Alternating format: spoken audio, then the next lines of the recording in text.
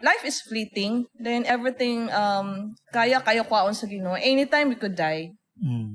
I want to achieve a lot of things.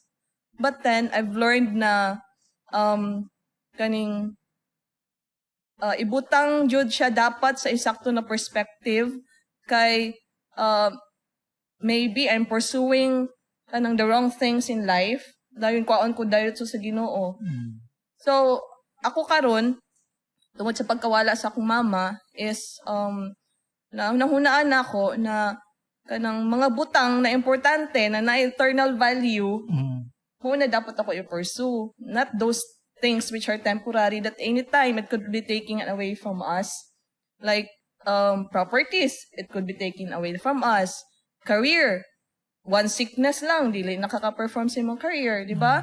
Or your health, makuhaan kag tiil ba ka, waligsan ka. Or worse, you will die. So, everything is temporary. It will be taken away from us.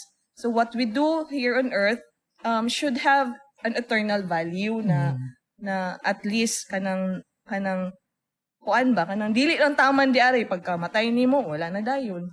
I see to it that my children knows God. I see to it that my children has a relationship with God. I'm not always by their side. They go to school, I go to work. And kung managko ni sila, they will have their own lives. So I'm not always there for them.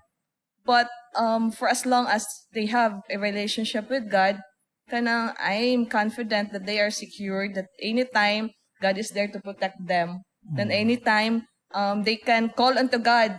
And by the way, education is not just earning a degree in college, right?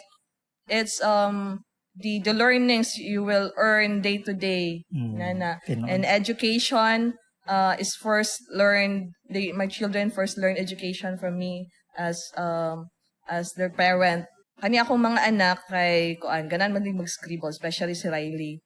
So nagsulat na siya, Jesus is my friend.